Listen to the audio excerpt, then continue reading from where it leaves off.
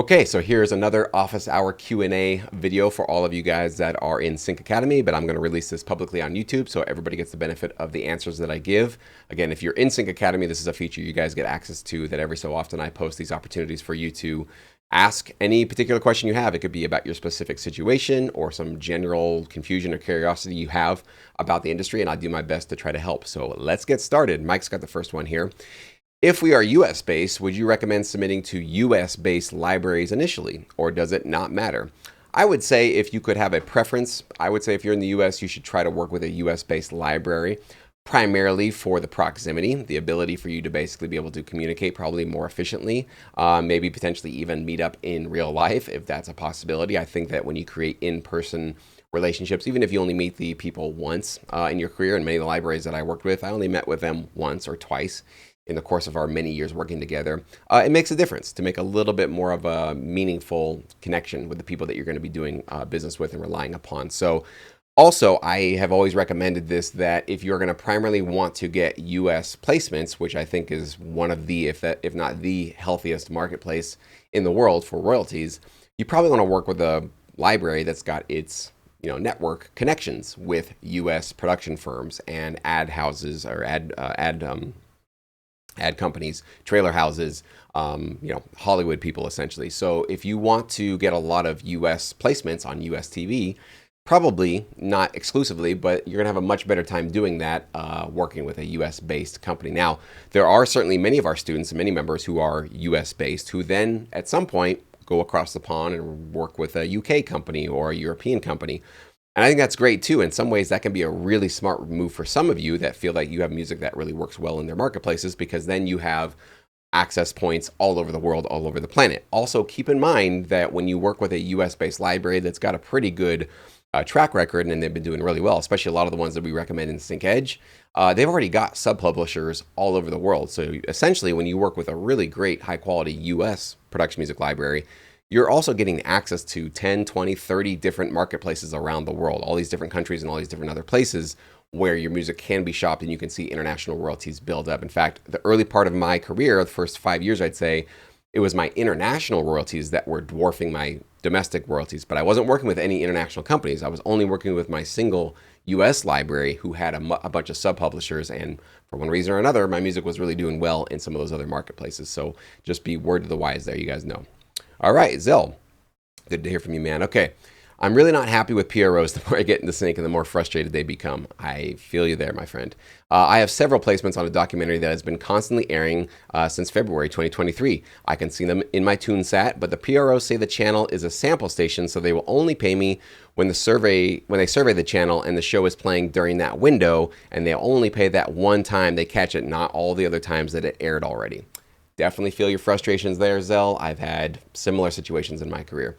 I have 5 tracks synced to the documentary, and each track is played at least a minute and a half. I feel like, I'm taking a big L with this one. I have no idea what to do and try to get something from these placements that I can see, but the PRO can't and won't do anything about it. Just want to say welcome to Sync Licensing, Zell. I want to give you a big hug, a big pat on the back, a big high five. This is what we're up against in this business, my friend, and I'm so sorry to hear that. You are definitely not the first, and you will not be the last to potentially be missing out on performance royalties. I have had national commercials air for multiple months with basically multiple minutes of my music playing in it, and I never got paid for that, and I didn't realize that I was supposed to be getting paid for it. And then when I checked in to see if I could get payment for it, the window had already expired, and there was no way for them to go back and to remedy that. So I've probably personally missed out on at least thousands. I would estimate it more in the tens of thousands of dollars of missing royalties of things that just never made it onto a cue sheet or did air, and just I didn't know to go look for it, or nobody really did their due diligence to make sure that that was being covered. So first of all, just want to say, so sorry to hear that, but you are in great company because we've all been there and we've all done that. Some of these you do have to chalk up to an L. You have to say, I'm going to take a loss on this. There's nothing I can do.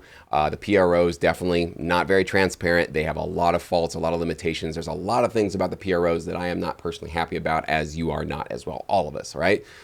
But we also got to compare it to what else do we have, right? What are the other options for us to obtain performance royalties?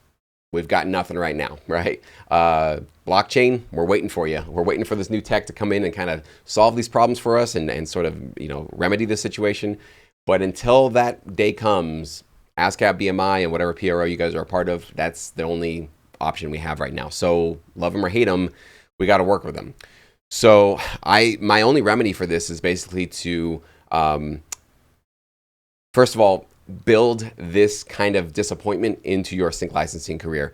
Just from this video, hopefully you can take from it that I've probably been here even 10 times worse in terms of how much I've lost over my career, being in this industry as long as I have. So this can be a moment, though, for some of you, Excel. This could be one of these forks in the roads for you as well, where they get into a situation like this and they say, that's it, I'm done, forget it, I'm out, right? And that might be this moment for you. And if it is, I give you all the support and God bless you, and that's your decision you want to make. I totally hear you. But I can tell you that everybody, and I mean every single person who has gotten to the other side of making sync licensing their full-time income has had this. Which way am I pointing there? Has had this or worse, way worse than this happened to them. So it's one of these scenarios where I have tried to really, this is where this industry is really going to force you to grow, is to relinquish control, relinquish this feeling of like every single placement is going to earn me income. I can't have anything slip through the cracks.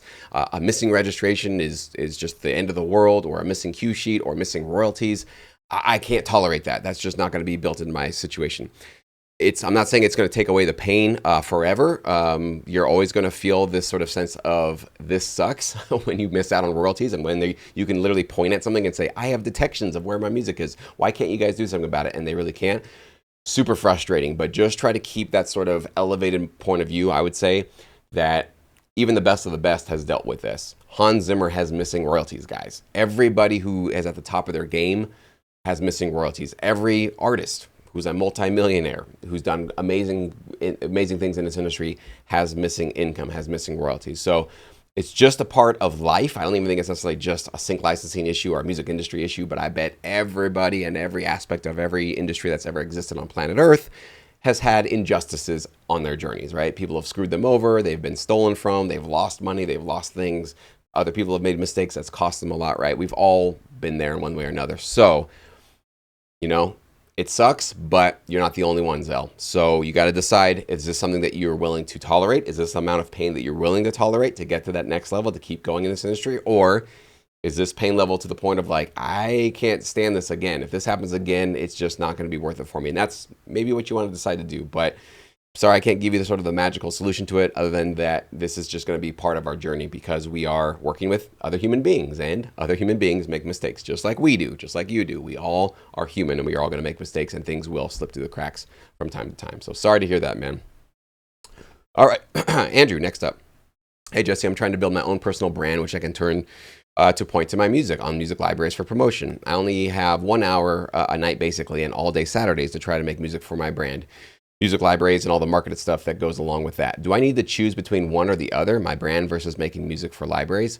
You got an hour a night and Saturdays. Yes, I would give you that confirmation that you probably want to go one way or another. So if your heart is in creating your own personal artist music, just go in that direction, and you can always work with a sync agent, right? A sync agent is sort of somebody that can usually going to work on an exclusive basis, but they won't tie up your publishing. They're not going to require your publishing. And usually they're only going to ask for 25 to maybe 35, 40% of the sync fee of whatever they place for you, okay? So that might be a better solution for you if your heart's in creating original artist music and that's really where you want to go. I would definitely just go 100% in that direction, especially with the limited time that you have. However, if sync licensing is really what you're trying to go for, and you just think that having original artist music can, maybe create an edge for you in sync licensing, I would just go straight for sync licensing and create amazing high quality sync music that has your artist flair or edge or touch on it, right? If that makes sense, because we do live in a very competitive age these days, in a very fast-paced world where, just kind of stumbling along and dabbling a little bit in sync licensing is honestly just not going to cut it in terms of turning it into significant income for you. If this is something that you really want to become more and more of your focus in your life as your full-time gig, you've got, like you said, that's what, 6 hours a week plus a full Saturday. You can get a lot done in that. That's a good amount of time that you can get some high-quality music. In fact, I could say you at least could get one, maybe two full tracks done with that schedule. So 2 tracks a week, you're on pretty good par as long as those tracks are really high quality and you partner with the right company. That's a great pace these days, I feel,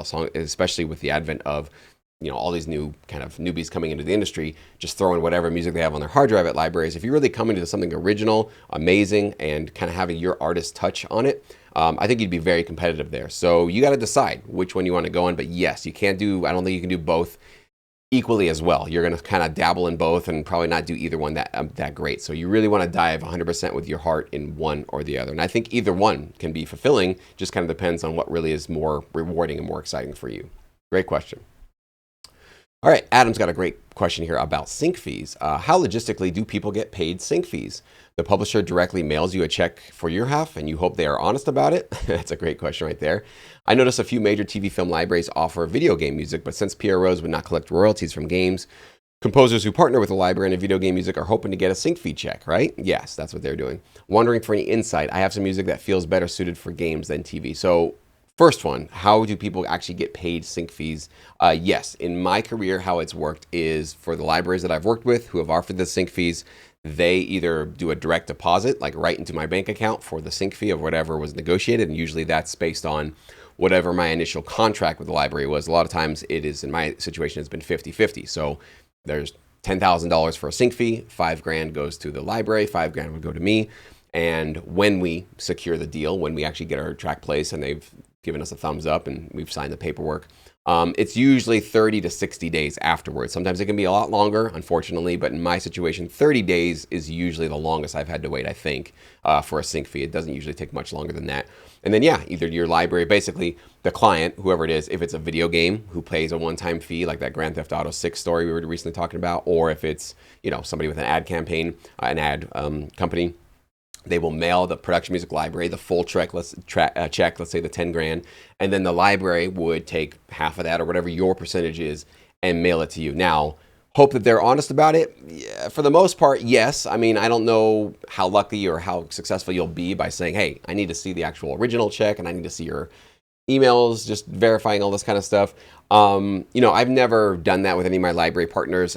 Basically, how I have done it is when I'm offered a gig, and they say, here's what the sync fee is, here's what your share would be. That's usually how they approach it. They just say, hey, it's a $2,500 sync fee. Are you in? I usually just kind of decide based on what they're offering, is it worth my time or not, right? If it's $500 and it's going to require a full week of work for me, probably not something I'm that super interested in. Depending, again, on if there's going to be a ton of royalties in back end, I might say yes to that. But if it's $2,500 and it's going to take me maybe an afternoon or a day to give a shot at, and if there's a demo fee, sometimes you can get offered a demo fee as well of like anything that doesn't get placed, they're still going to throw you $100 or $200 for the time. Not super common and is becoming more and more rare, but it has happened. I usually just take the offer as it is, right? Is that really $2,500 split evenly according to what the original deal was? Is the library be 100% transparent with me? I can't verify it 100%, but I do have trust in the people that I work with. I do partner with them because I believe that they're going to be doing the best in terms of, I think they're the best partners for my music, and they've already earned a track record for me in my career. So there's definitely a lot of trust that goes into this. I don't think you're going to have a lot of success asking for verification on, seeing the contract or that kind of thing. You can, but, sometimes that can kind of start to build a little bit of a wedge between you and the library if you're constantly having to request to look over their shoulder at everything, saying essentially that you don't trust them. Rather than go through all that, just if they're offering you $1,000 for it, just say, I don't know, that fee doesn't feel like enough for the amount of work I'm going to be putting into it. Is there any wiggle room on that? And see maybe if they can come up with a higher sync fee, if they can renegotiate, or they themselves can take maybe a smaller cut of it and offer you a little bit more. I would say that's probably the better way to approach that thing rather than trying to want to audit their business dealings afterwards. And then the same thing with the video games. Yeah, so some of the libraries offer video game music. So that's essentially how you're going to do that. So if you're working with a library and they're pitching to video game developers, that's essentially what you're going to be getting only for those kinds of situations, whether you compose something custom or they just take something from the catalog to say, hey, we want to take, the cool thing about that situation though is that let's say you have, some music in a catalog, and a video game producer says, hey, we want to come use, this track of yours, Adam. Well, they don't take the track out of the catalog forever. If they want to do that, they're gonna have to pay a much higher sync fee for that, because that's gonna be a massive sort of buyout. Like, you're basically taking exclusive control over that track. I mean, you guys should be demanding a lot more. Usually it's not gonna work like that. They're just gonna come in to say, we'll pay you, $1,000, $2,000, $3,000, whatever it is, maybe more. We just want to use this track in our video game, but you can keep it in your production music library catalog. You can keep pitching this music for any of your other clients, TV clients or more. So it just becomes an additional client, an additional place to license your music. So basically just extra cash coming your way. So that's what's really cool about those sort of opportunities. But correct, no royalties, no back end right now. We don't have anything in the industry that's basically supporting that. So unfortunately, that's just where things are. But hopefully this was helpful. All right, Brandon, I just made a deal with a lady doing a low-budget horror film. Congrats, man. I said that I would do the song for a movie in exchange for composer credits. I'm not worried about a sync fee or royalties right now, as I know she doesn't have a big budget for the film. I thought composer credits might be good to have. What are your thoughts? Would these credits look better for things such as IMDb and my website, or would it really matter? Yes and no. I've talked to some production music libraries, including Russell of Extreme Music, and he doesn't really care if you've had placements or credits at all. In fact, he says some of the most exciting music he hears coming through his desk, are from newbies, he said. So that's one of the biggest in the business, telling you it doesn't make a difference to him. We just had a great Connect session with Marissa Shockett of Score, and they do, on their submission portal on their website, they do have a field that says if you have any previous film credits or any credits, placements, list them here. So they seem to be interested, and I think mostly it's not so much about showing off, but I think they maybe want to know, are you a newbie? Have you never done this before? Do you kind of know how the industry works? Because I want to make sure that you guys know how it is. If you're new to the business and you don't know how things really work, you can have really weird, wild, different expectations from what reality really is in sync licensing. So that could be a question just saying, do you really get it? So if you're cool doing the work and you don't care about the credits, you just think you don't care about the royalties or a sync fee or anything like that, and you just think having a credit would be helpful for you, go for it. I'll be honest, I never did a IMDb for myself until I started Sync My Music. It was actually Music Makes Cash way back in the day. But I never updated my IMDb, even though I had thousands of placements, because I just honestly didn't care. It wasn't making any difference. None of the clients would be going into the library and going well, I'm only going to use the music from people that I can verify on IMDb that have previous credits. They just listened to the music in the catalog and they thought, is this going to work or is this not going to work for the sync? And that's it. I updated my IMDb because as people are maybe going to want to learn under me, they're going to see some proof that I've actually done work in this industry. So I said, all right, I got to stop being lazy about that and put it on there. So yes and no. Some libraries, maybe that'll be interesting to them, others not. So, but congrats on the placement. Any placement is a placement for getting you some experience and all that good stuff. So I wish you all the best with it. And then maybe it helps you build some confidence for next time somebody wants to come to you to say, hey, I want to get some music from you. You can say, well, I did it before for credit. Now I'm at a point where I'm going to demand a little sync fee, an upfront fee for this or whatever. So maybe there's something you can kind of build on top of that. But every placement is a win. So celebrate your wins, man, Brandon, and congrats on that. It's always got to feel good, right? And then last but not least, Chaparro Music. Let's see. Some context first, as my question deals with the need to be efficient with songwriting. The focus is on good practice routines, tips, or tricks outside a project, as I find myself always thinking I should practice X, Y, or Z more in the middle of my project. So my question is, what are some effective practice routines, tips, or tricks for producing or songwriting? And again, this is for those moments outside of a current project. Okay. Great question, an interesting question. And I think what you're basically asking is, what should you be doing when you're not in front of your DAW to make sure that when you do get in front of your DAW, you're doing everything you possibly can the most efficient way. There are probably 1,000 things that I can recommend, and I'm going to try to keep this video not, ridiculously long. So I'm going to really shorten it down to essentially one thing. The one thing that you should be doing probably as often as you can when you're not in front of your DAW is listening to production music. Now, if you think that's going to be boring, you're not really interested in it, you think production music isn't that exciting to listen to, maybe sync licensing is actually not the right fit for you, because I would strongly disagree with that. I think some production music library music is some of the most interesting and engaging and just awesome music I've ever heard, actually. So these days, you can go to some great high quality catalogs. Extreme Music would be one for sure. You can go check them out. They have pretty much every genre you can think of. But more specifically, if you are Chaparro, I don't know if you are trying to get into working with a library for the first time or you already are, but if you don't have a library yet, I would say go find a handful, one or two at least, libraries that you know are going to be ones that you want to potentially pitch to. If you don't know how to find them, Google search TV film production music library. You need some help with it, go to SyncEdge. I'll link that below if you're not a SyncEdge member. We recommend 60 about high quality boutique TV film companies, and I show you their catalog and I show you how to analyze their music and all that good stuff. So find where you think your music could potentially go and literally keep their website on your phone with you, put your headphones on, and as you're walking, commuting, going to the grocery store, doing all the boring things we got to do in life, listen. Just listen and listen and listen, and don't go back to just your regular, I like rock music, I go to pop music, I go to classic, whatever you usually do. Get that off your playlist, and for the next week or two, just listen to production music and listen to the same track over and over and over and over and over again. Because what you're going to be doing is you're going to be kind of conditioning yourself sonically with how a production music cue in your particular style of music, your genre, works. How long is it? How does it build? How is it mixed? How is it mastered? How is it stereo spread? What new elements are added in each different section? How do these sections transition? Are there any sound effects that happen? How deep is the bass? How impactful are the drums? How big does a track get in the big momentous choruses? How small and minimal does a track get in these tighter parts? How long are the chord progressions? Are they like 1 bar? Are they 2 bars, 4 bars, 8 bars? What happens with the lead melodies? Are they short notes? Are they long notes? What styles of instruments, or what types of instruments? What quality of these instruments are being used in this music? So that would be the best thing I would do, because what you're going to be doing is consciously and probably subconsciously programming yourself to understand how to craft well-structured and well-created, well-crafted production music. So you should always be using a reference track in front of you while you're creating. But you're asking about what do you do when you're not in front of your studio?